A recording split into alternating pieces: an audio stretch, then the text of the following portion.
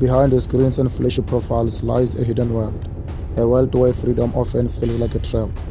Online platforms like OnlyFans, webcam sites, and adult content helps promises, empowerment, and financial freedom. Surface, exploitation, coercion, and This is the story of creators caught in the grind, the agencies and algorithms that control them, and the fight to reclaim their voices. I was forced into sex, and every time was given drugs before every scene.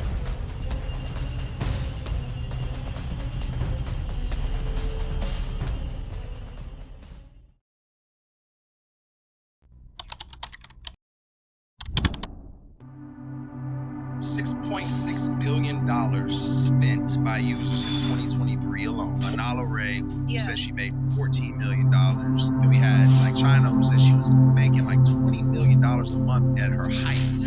Is that the reality for most girls? The reality is the average wage of an OnlyFans creator is $180 a month. Were you there long enough to say, I know this is going to be successful? Were you able to figure that out? Yes, the younger the better.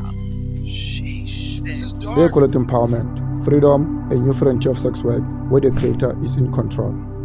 But behind the glossy avatars, seductive screens, million headlines, there is a reality only few are willing to confront. Welcome to the digital flesh market, a growing online industry where sex, survival, and exploitation collide. From OnlyFans to pornhub, webcam rooms to content firms, this isn't just a new wave of adult entertainment. It's unregulated empire built on desperation, anonymity, and blood consent. In this video, we'll pull back the curtains on the platforms, the predators, and the people caught in between.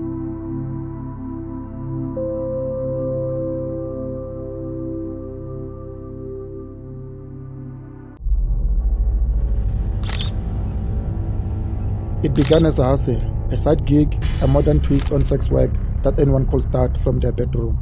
No pimps, no studios, just the Wi-Fi and willingness to show a little skill. By 2020, the world was in lockdown, millions were jobless, and OnlyFans, it became a cultural phenomenon almost overnight. Celebrities jumped in, teachers, nurses, single moms, strippers who had nowhere else to work. Platforms like Cheetahbait and Finsley offered similar promises, freedom, autonomy, and big payouts. But as the money flowed and the hashtag trended, something darker took the roof beneath the surface.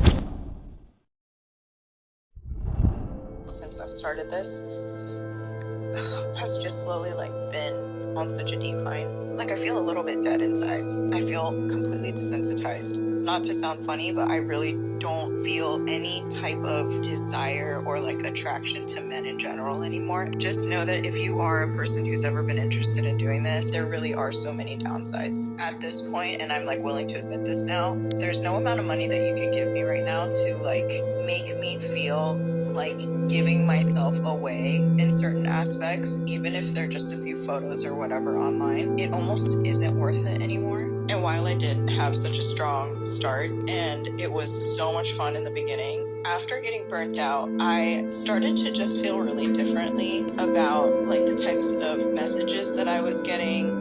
Seriously, if I had any type of ability to share the things that people have said, just how disgusting they are. And also when I get curious and nosy, sometimes I'll go look at their profile and they have a whole girlfriend or a whole wife, and sometimes even disgustingly enough they have kids. It makes me feel so conflicted with doing this.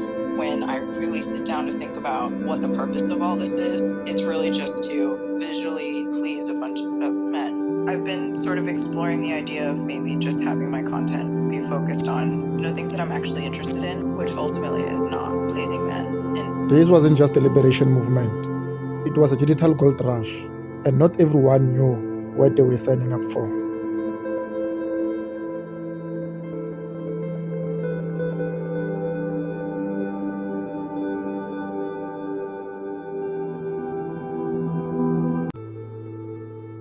It looked like a freedom, a way to pay rent, escape debt, support family, all by being your own boss. Social media exploded with creators flaunting six figures earnings, luxury trips, and the power of owning your sexuality. But behind the filtered smiles and staged photos, there was another side of story.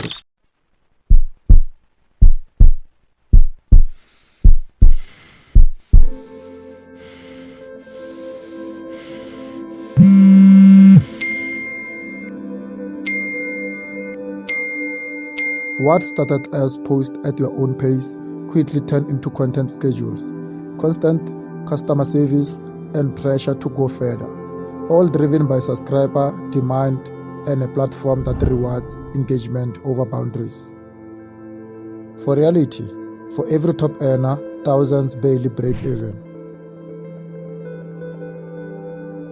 Many report anxiety, burnout, and feeling of being trapped, especially those who become financially dependent on the platform. In them, we don't have in the CD/is sympathetic. And it's not just taking pictures, it's 24/7 job. If I disappear for a few days, I lose subs, then I panic about paying rent.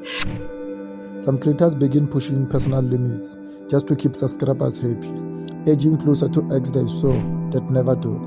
And with every post, the content lives on copies, screen recorded, leaked, and sometimes without consent.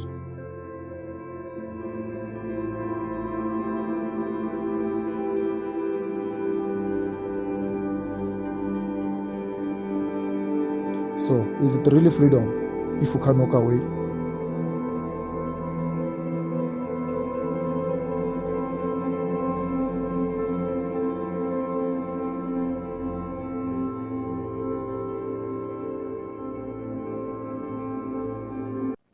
For many, the hustle doesn't stay solo for long.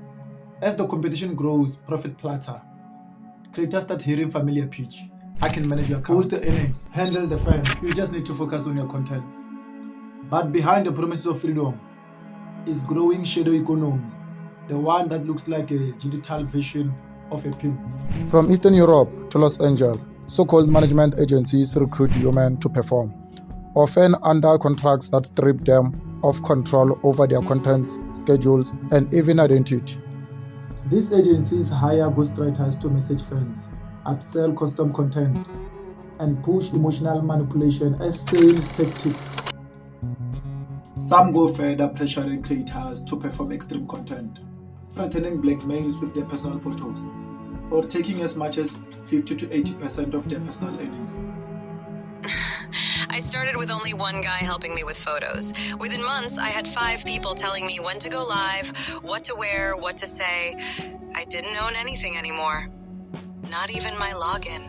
And I remember crawling into bed next to my younger sister and falling asleep.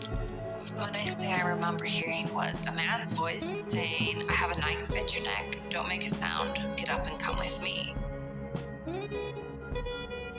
I remember getting up and doing exactly as he said because I didn't know if he'd been through my house already. I didn't know if he'd killed the rest of my family. The one thing I didn't. Some agencies even targeting vulnerable girls through Instagram or Discord, promising them easy money without fully explaining what they're signing up for. The line between digital manager and online trafficking, in some cases, a razor thin. County, a man and woman are charged with forcing a young child into sex acts and filming them. They say Morgan Rothenhofer engaged in sex acts with an 8-year-old while Jamie Souders encouraged them and filmed him. According to investigators, it happened in Souders' home in Middlesex Township.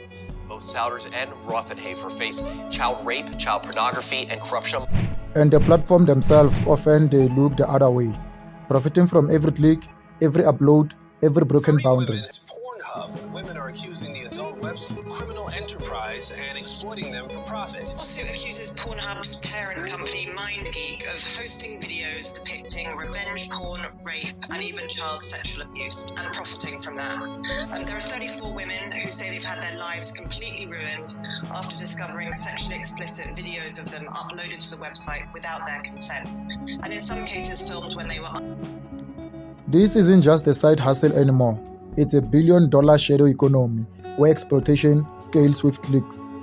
I have to say it's an alarming article, but everybody watching this should read it because it is excellent. In your article, you write, "The world has often been oblivious to child sexual abuse from the Catholic Church to the Boy Scouts. Too late, we prosecute individuals like Jeffrey Epstein or R. Kelly, but we should also stand up to corporations that systemically or systematically exploit children.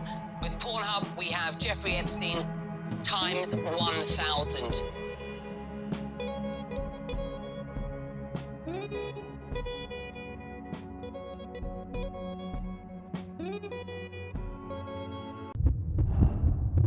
They say it's safe, that platforms like OnlyFans, Shutterbaits, and Pornhub have safeguards, moderation, and ID checks. But what happens when that system fails, or when it's designed to look the other way? In the dark corners of Telegram, Discord, and Twitter, there's a thriving black market of stolen content, much of it scripted, leaked, or coerced. In some cases, it starts with a single DM. Wanna make an easy money? For some girls, many of them teens, it is the beginning of the pipeline.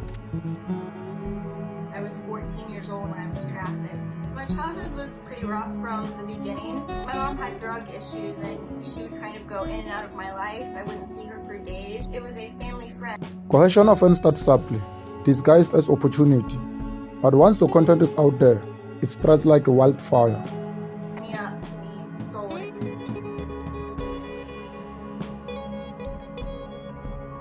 Many victims don't even know their content has been reposted until it's too late. Others are blackmailed into doing more, threatened with exposure to their families, schools, or employers. And still, the platform profit. For years, Pornhub allowed uploads without verifications. Millions of videos, many flagged as rape, child exploitation, or non-consensual.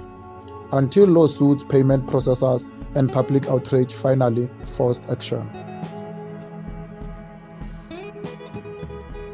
But this isn't just about Pornhub. Other sites learned from their mistake, not to fix the system, but to hide it better. Real consent, it's messy, complex, and hard to monetize. But to the algorithm, all that matters is engagement.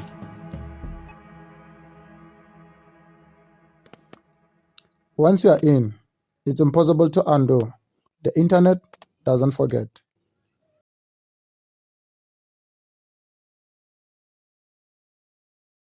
Being online is a performance, but what happens when the performance never ends?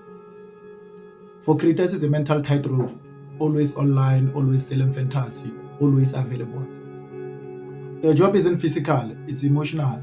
Answering 1,000 messages pretending to fall in love, saying I miss you to strangers every night. It is called parasocial relationship, where one feels real connection and bond while the other is just doing their job. These platforms create emotional labor. It's not just sex, it's the illusion of connection. Many creators report severe anxiety, depression, insomnia, and even identity detachment. They begin to lose track of who they are outside the screen.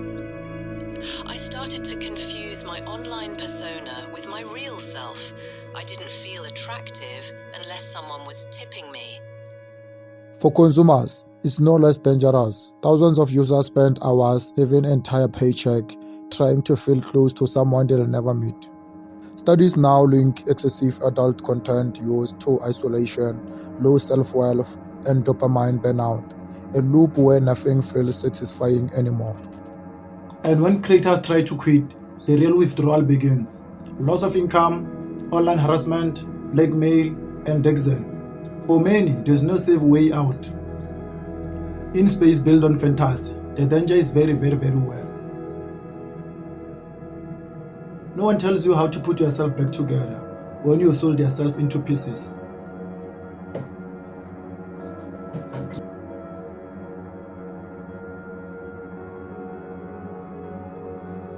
Online, the algorithm king. It decides who gets seen and who disappears. And for adult content creators, staying visible means staying online always. Platforms like OnlyFans and campsites reward creators who post more, stream longer, and message constantly. But the moment you slow down, your income drops, your reach dies, and your fans disappear. I took 3 days off and my entire fan base dropped by half. This isn't a freedom, it's a treadmill, a gamified system where your body, your attention, your emotions are monetized by the minute. And the deeper the creator gets, the harder it is to live. For some, this is the only income stream. For others, their face, their name is already out there. Quitting means losing everything and still being judged for the content that remains online forever. There are no pension, no benefits, no protection, just the algorithm. feeding a cycle of constant creation, exhaustion, and silence. Even when creators want out, the algorithm doesn't, because on these platforms, burnout bodies are more replaceable than broken systems.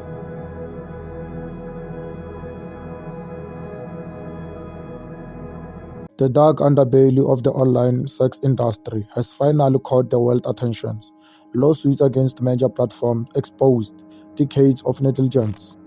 Activists, survivors, and creators are no longer silent. Groups like the Cyber Civil Rights Initiative and SWOP fight to protect creators' rights, pushing for stronger safety measures, consent verification, and digital rights. After the New York Times exposed on Pornhub, payment processors cut ties, forcing sites to clean up their act. But critics say it's only the beginning. Some insiders risk everything to reveal the truth about exploitation and trafficking hidden behind paywalls and algorithm walls. For many, change means recognizing sex work as work, with labor rights, health protections, and agency. But platforms still resist. Profits come first.